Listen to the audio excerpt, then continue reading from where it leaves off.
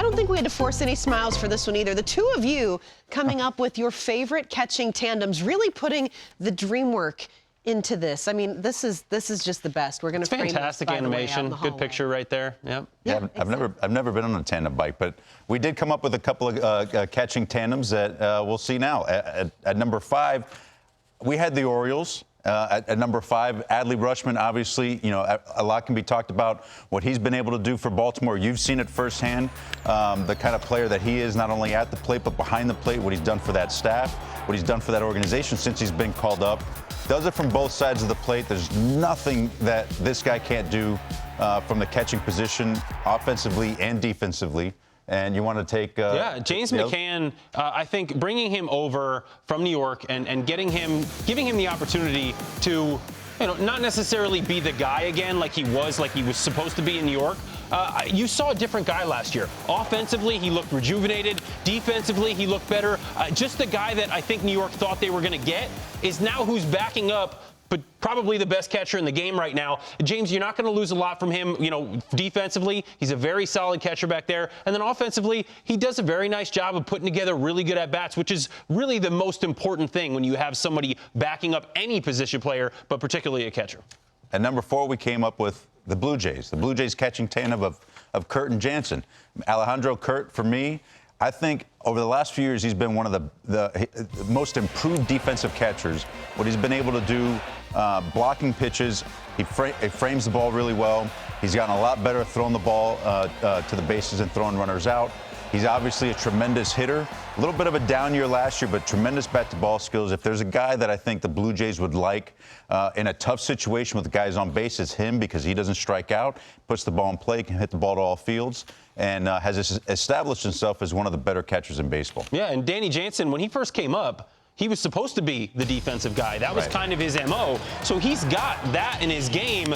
And then over the last couple years, no catchers had a higher slugging percentage in all of baseball than Danny Jansen. This guy has been Mr. Home Run, seems to come up with the big hit every single time he's up. If he can stay healthy and be there for an entire 162, getting him to DH at times and then relieve Kirk, let Kirk DH sometimes, whatever they want to do, that'll solve some of the issues that this offense had, at least last year in Toronto. Yeah, and number 3, we have coming in at Milwaukee. Really good at this. Yeah, appreciate that. Thank you. Sorry, I'm kind of taking part of your job a little bit. But number 3, Contreras, and you have Gary Sanchez coming in too. And we're thinking, man, Sanchez comes in as a free agent from Milwaukee, but you have Contreras, who has made tremendous strides from, you know, his early days in Atlanta, getting traded to Milwaukee, working on his defense, went from like suspect a little bit behind the plate. They're not really sure where you're going to get to one of the better defenders last year behind the plate, and his offensive profile is off the charts. When you have a guy that can slug and hit the ball the way he does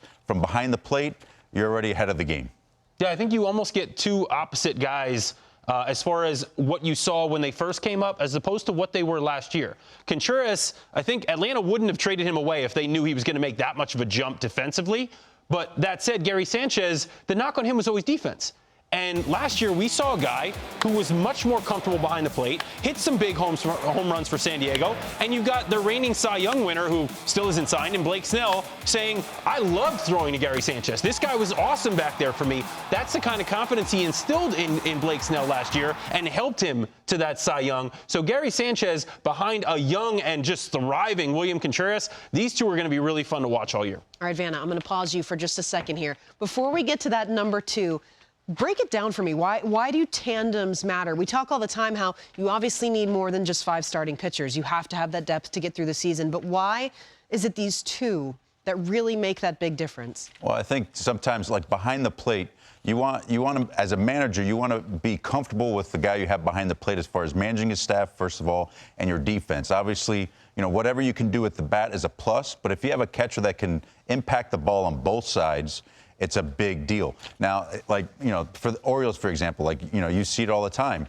When Adley can't catch every day. When you could put him at DH a little bit and still not, you know, lose anything behind the plate with a guy like McCann, a veteran presence back there, not only keeps your lineup lengthened because you're able to keep Adley in there, but at the same time, you're still putting someone back there that you trust wholly with your pitching staff. Yeah, to your point, it gives Adley the ability to stay fresh for the entire year, or Contreras, or Kirk, or whoever it is. I mean, Alex, you were the starter for a majority of your career, right? You went out there pretty much every day, and you caught when you had a chance to. I know you did some DHing as well, but and I'm sure throughout your career, you wouldn't have wanted to take any days off, but at the same time, not catching 150 games and catching 120 and staying fresh, more fresh for the end of the season and being ready and feeling your best come September and October, that's almost impossible to do. But as much of a load as I can take off your shoulders, that was my job as the backup to do that. Your knees creak a little quieter if you're able to do that. Get us on to number 2 here. Well, number 2, we got Atlanta.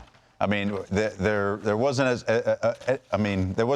tandem that you could say that was better than Atlanta. We have one that's better than Atlanta, but when you look at Atlanta, they have Sean Murphy, who has had a tremendous first half, struggled a bit second half, but when you look at what he was able to put together over the course of a season, he was one of the best catchers in baseball. I think one of the best defensive catchers in baseball. I mean, you see it there on his chest protector. He's got that gold Rawlings logo for a reason. So, and he also took a step forward, even though he struggled a little bit in the second half offensively too. He was able to show some things that he was able to do with Atlanta that he wasn't quite tapping into with Oakland. So, he's a big reason why that they're as good as they are. Oh, he's one of the best catchers in the game by far. I think what makes this tandem so scary is that Sean Murphy has the ability on a night in, night out basis to be the best player on your team. And then you've got a guy like Travis d'Arnaud with all that experience. He's caught and won World Series. He has been a vital part of their offense throughout the course of the last several years, both as a catcher and as a DH. So you get two guys that are really they complement each other so well. Murphy throws the ball as good or better than anyone in the game. JT Realmuto is probably the only one who throws the ball better than Sean Murphy does. And then if you move on from there, Travis d'Arnaud is a fantastic framer of the baseball, and then they both bring you something offensively. These two just complement each other so well. Travis with that experience, Murphy with that talent, and their combined abilities are what give Atlanta such a complete advantage as the season progresses towards the postseason. Yeah, and we think actually, too, so number 1, what we got for tandem catcher, we went Seattle. I mean, when you look at the two guys there in Seattle, you have the big dumper in Cal Raleigh. That in itself takes this one. Best nicknames, too. And then you have Garv Sauce, Mitch Garver, too, coming in as a free agent. I mean, right there, you got 50 homers. Oh, yeah. And, then couple that with what Cal Raleigh can do behind the plate as well. Has done a tremendous job with that pitching staff in Seattle.